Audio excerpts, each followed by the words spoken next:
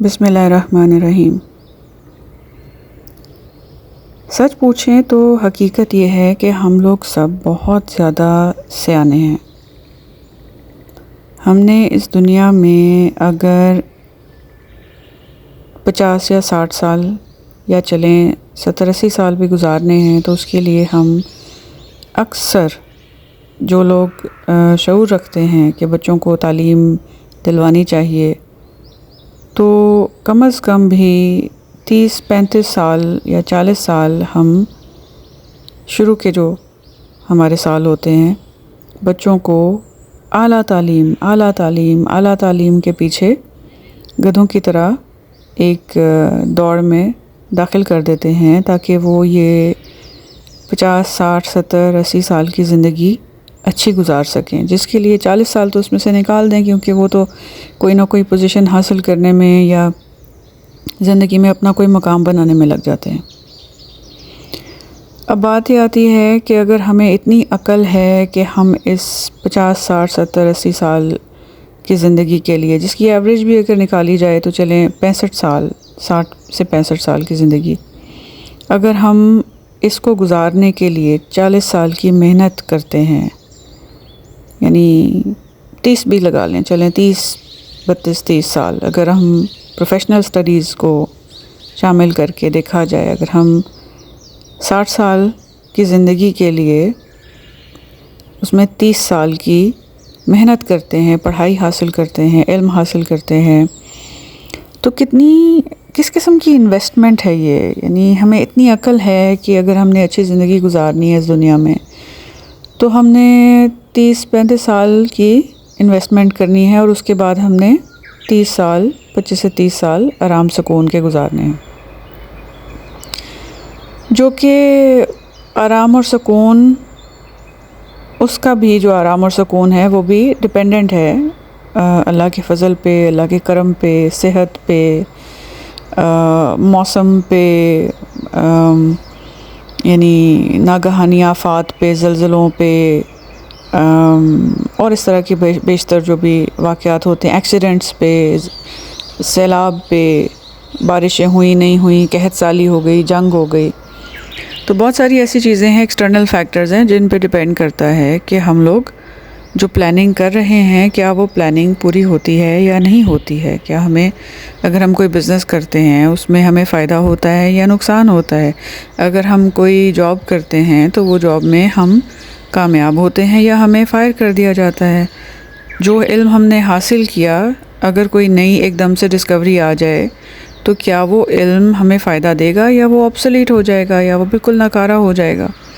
تو بہت ساری ایسی چیزیں ہیں جس کے اوپر اس دنیا کے اندر ہماری سکسیس اور ہماری جو اسٹیبلٹی یا جو ایک سکون کی زندگی جس کو کہ ہم نے ایک اپنا اعلیٰ ترین گول یا ایم یا ڈیزائر یا the thing that we are looking up to all the time، جس کے لیے ہم اپنے سارا کچھ داؤ پہ لگا دیتے ہیں، اپنے دین کو تو سب سے پہلے ہم قربان کرتے ہیں، اللہ معاف کرے، اور اپنی دنیا کو بھی ہم اکثر، یعنی جو لوگ نقل مکانی کرتے ہیں، جو لوگ چینج کرتے ہیں، ایک جگہ سے کہیں اور جاتے ہیں، وہ اپنا گھر بار اپنی زمینیں بیچ کے دوسری جگہ ٹریول کرتے ہیں، وہاں پہ سیٹل ہونے کی کوشش کرتے ہیں، تو وہ لوگ بھی اپنی دنیا کو، اپنی ساری جمع پونجی کو سیکریفائس کر کے ایک نئی لائف، ایک بہترین لائف کی طرف وہ جا رہے ہوتے ہیں اور وہ سوچ رہے ہوتے ہیں کہ انہوں نے اچھی زندگی گزارنی ہے، اچھا سیٹل ہونا ہے۔ اب چاہے وہ اس ساری چیزوں کو جو وہ سیٹل کرتے ہیں، جس میں یا جس چیزوں کو وہ جمع کرتے ہیں اور جو چیزیں وہ بناتے ہیں، چاہے وہ اس کو حاصل کرتے کرتے اتنے بیمار ہو جائیں یا اتنے تھک جائیں یا وہ اپنی قبروں تک چلے جائیں اور وہ ان کو نصیب ہو نہ ہو، یہ اور ڈسکشن ہے، لیکن ہمیں اتنی عقل اور شعور ہے کہ ہم اپنا سب کچھ، تن من دھن،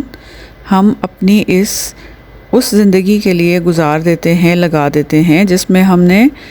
شاید 20 یا 25 سال میکسیمم ہم نے انجوائمنٹ کچھ لینی ہے یا ہم نے اس کو انجوائے کرنا ہے۔ تو اب بات آ جاتی ہے کہ جب ہمیں اتنا شعور، اتنی عقل، اتنی لگن، اتنی محنت کرنے کی صلاحیت، اتنی جوڑ توڑ کرنے کی صلاحیت، اتنی پلاننگ کرنے کی صلاحیت اگر ہمیں اس چھوٹی سی دنیا کے لیے ہے، اور دنیا کا لفظ ادنا سے آیا ہے، یعنی ایک ادنا حقیر زندگی کے لیے اگر ہم اپنا تن من دھن قربان کرنے کے لیے ہر وقت تیار رہتے ہیں، تو کیا شیطان نے ہمیں واقعی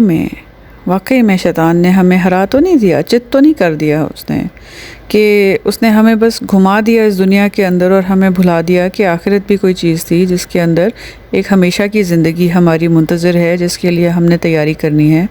اور جس کے لیے ہم نے بہت کچھ آگے بھیجنا تھا، جس کے لیے ہم نے بہت زیادہ کوشش کرنی تھی،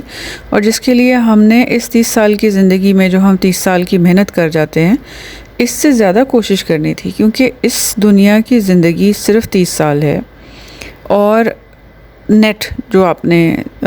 گزارا کرنا ہوتا ہے، جو اگر آپ فرض کر لیں کہ اگر آپ انجوائے بھی کرتے ہیں fruits of your hard work, تو اگر آپ کوئی پھل توڑتے بھی ہیں اپنی محنت کا، تو وہ نیٹ اس کی جو انجوائمنٹ ہے وہ آپ کی 25 سے 30 سال کی ہوگی۔ اور اللہ تعالیٰ نے جو وعدہ کیا ہے انفینٹ لائف کا، اگر آپ کسی میتھمیٹیشین کے پاس چلے جائیں اور دنیا کو انفینٹ لائف کے ساتھ، چاہے دنیا آپ کی 1,00,000 سال کی بھی ہو، اگر آپ اس کو انفینٹ لائف ٹائم کے ساتھ اگر آپ کمپیئر کرتے ہیں، اس کا ریشو نکالتے ہیں یا اس کی پرسنٹیج نکالتے ہیں، تو انفینٹ ڈیوریشن سے جب اس دنیا کو کمپیئر کیا جاتا ہے تو یہ دنیا نہ ہونے کے برابر ہو جاتی ہے، اور تب سمجھ آتی ہے وہ بات جو اللہ تعالیٰ نے قرآن پاک میں ہمیں بتائی ہے کہ قیامت کے دن جب لوگ اکٹھے ہوں گے اور دو لوگ آپس میں باتیں کر رہے ہوں گے کہ اس نے کتنی دیر دنیا میں گزاری، تو ایک کہے گا ایک دن، اور دوسرا جو حساب میں بہتر ہوگا، یعنی کہ جو حساب میں بہتر ہوگا وہ کہے گا نہیں ایک دن نہیں، دن کا کچھ حصہ، مطلب صبح کا ہاف لے لیں یا شام کا ہاف لے لیں یا ایک درمیان کا حصہ، مطلب ایک حصہ پورا دن بھی نہیں، آپ نے ایک چھوٹا سا حصہ جو کہ کتنی دیر میں گزر جاتا ہے،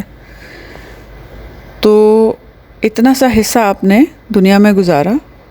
اور اٹھ کے چلے گئے، اور اس کے کمپیریزن میں دیکھیں ایک انفینٹ لائف جو اللہ تعالیٰ نے آپ کے لیے تیار کر کے رکھی ہے۔ اچھا، اب یہاں پہ یہ دنیا بھی اللہ نے تیار کی ہے، اس کی لذتیں، اس کے چارمز، اس کی خوبصورتی، اس کے لذیذ ترین کھانے، ذائقے، اس کی لذتیں سب اللہ نے تیار کی ہیں، اور اسی ذات نے جس نے اس دنیا کو بنایا ہے اسی نے ہمیں انفارم کیا ہے کہ اس سے بہت بہتر، بہت بہت بہت بہتر ذائقوں والی، بہت بہت بہت بہت بہتر لذتوں کو پورا کرنے والی جگہ میں نے آپ کے لیے تیار کر کے رکھی ہے، اس کی تیاری کرو۔ تو ہم اتنے ہوشیار ہیں، میں ایک تھوڑا سا ذرا اس اینگل سے آپ کو بات بتاتی ہوں۔ میں ایک مرتبہ کسی کے ساتھ ایک پارلر پہ گئی، ہم لوگ شاید کسی برائڈل میک اپ کا ریٹ پتہ کر رہے تھے، شاید ایک دن کا جو میک اپ ہوتا ہے، تو وہاں پہ جب ہم انتظار کر رہے تھے، اب مجھے یاد نہیں ہے، شاید کوئی ہیئر کٹنگ کے چارجز، کیا کسی چیز کے ہم چارجز پتہ کرنے کے لیے کاؤنٹر پہ کھڑے تھے۔ وہاں پہ ایک خاتون آئیں، بہت ینگ سی تھیں، اور انہوں نے آ کے کچھ پیکج کا پتہ کیا اور وہ اس کی پیمنٹ کی۔ اب وہ پیکج جو تھا وہ ایسے ہی ہمیں بھی کیوریوسٹی ہوئی، ہم نے بھی پوچھا اچھا یہ کون سا پیکج ہے، تو انہوں نے وہ دکھایا، وہ کوئی سال کا پیکج تھا، پورے سال کا، اور پتہ یہ لگا کہ سال کے بعد ان خاتون کی شادی تھی۔ اب وہ کوئی برائڈل پیکج ایسا تھا کہ انہوں نے، یعنی یہ اس طرح سے ہے کہ جیسے اگر ہم جون جولائی میں یہاں کھڑے ہیں اور وہ اگلے سال کی دسمبر میں ان کی شادی تھی، تو انہوں نے وہ برائڈل پیکج لیا جس میں انہوں نے ریگولرلی جا کے اپنی فیشیل اور مساج اور پتہ نہیں کیا کیا کروانا تھا۔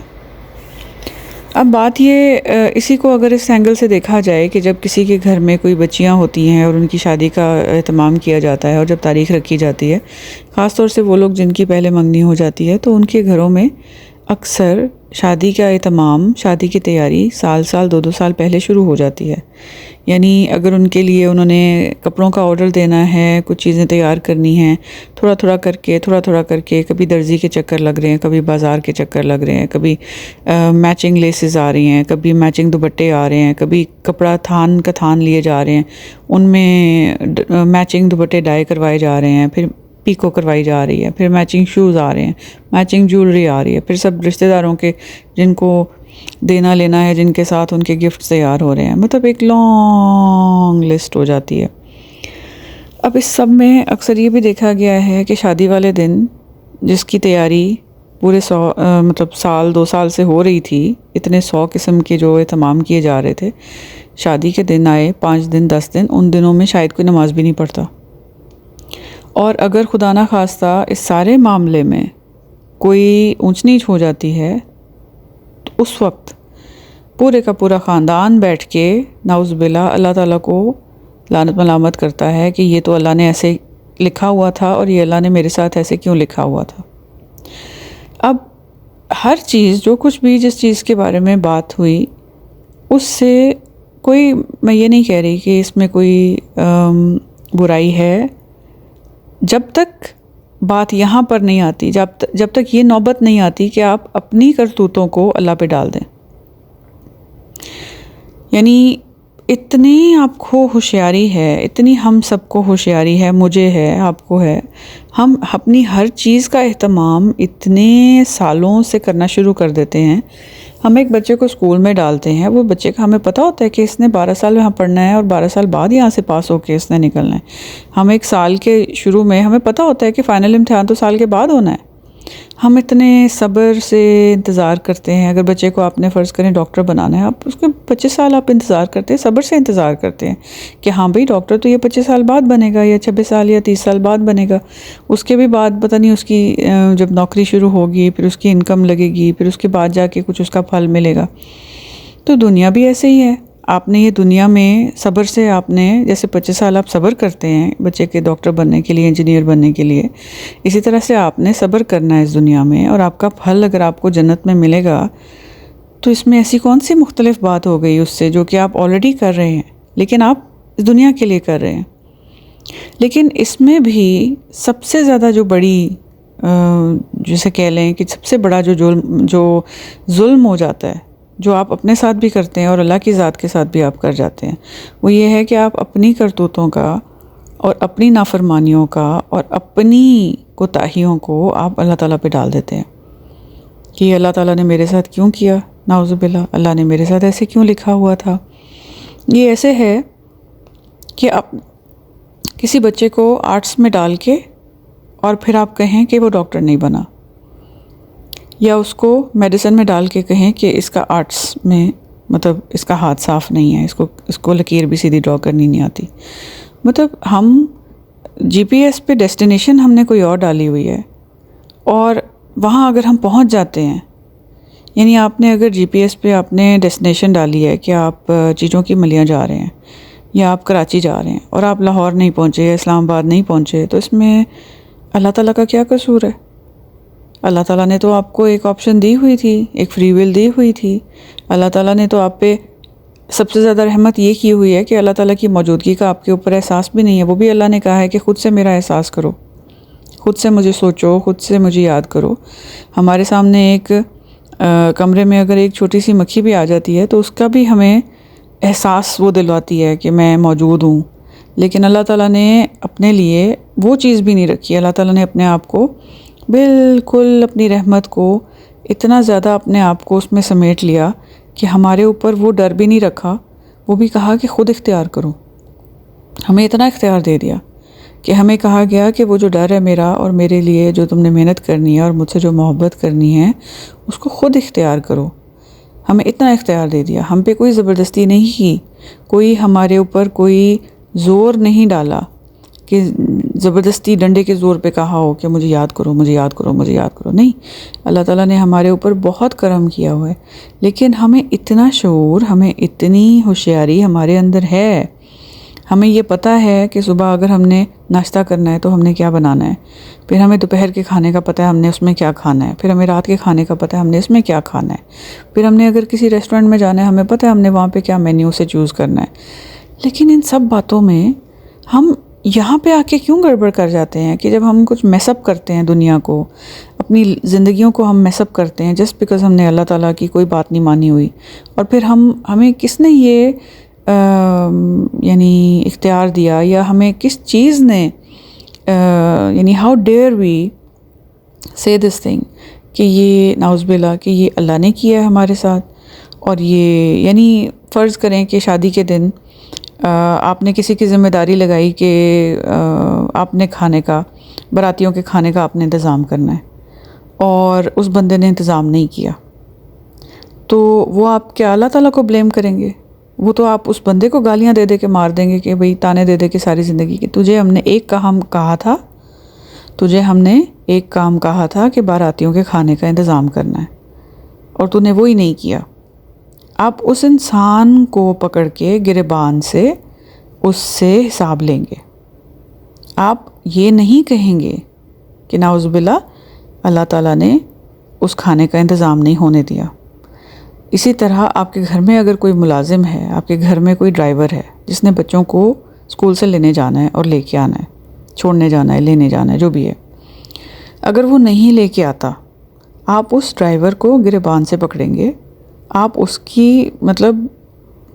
دھجیاں اڑا دیں گے، آپ اس کی عزت کی بھی، اور آپ اس کو اچھا خاصا شرمندہ بھی کریں گے، شاید کام سے بھی نکال دیں گے۔ کیوں؟ کیونکہ اس نے اپنا کام نہیں کیا۔ لیکن ان باتوں پہ آپ دوسرے کو جب بلیم کرنا ہوتا ہے نا تو آپ اللہ پہ نہیں ڈالیں گے، لیکن جب اپنی ذات پہ بات آتی ہے نا تو فوراً آپ نے کہنا ہے نعوذ باللہ یہ اللہ نے میرے ساتھ کیوں کیا، یہ اللہ نے میرے لیے کیوں ایسے لکھا ہوا تھا۔ تو اللہ تعالیٰ نے اتنا زیادہ آپ کے خلاف کچھ بھی نہیں لکھا ہوا، اللہ تعالیٰ کسی پر ظلم نہیں کرتے، اللہ تعالیٰ ایٹم کے برابر بھی کسی پر ظلم نہیں کرتے، ہم خود اپنی حرکتوں سے اپنے اوپر ظلم کر رہے ہوتے ہیں۔ ہاں، اللہ تعالیٰ جو کرتے ہیں وہ یہ ہے کہ ہم شاید اپنے اوپر پہاڑ گرانے لگے ہوں، اور اللہ تعالیٰ کی رحمت سے وہ پتھر ہو کے گرتا ہے۔ ہماری حرکتیں اس قسم کی ہیں، ہماری نافرمانیاں اتنی زیادہ ہیں، ہماری کوتاہیاں اتنی زیادہ ہیں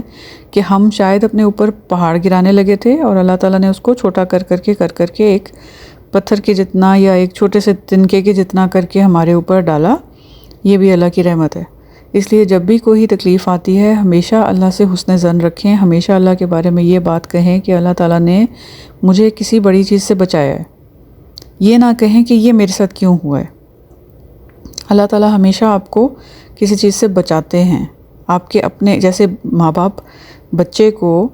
چھوٹا بچہ جو ہوتا ہے وہ اپنے ہاتھ جلانے لگتا ہے، وہ اپنے انگلیاں الیکٹرک ساکٹ میں ڈالتا ہے،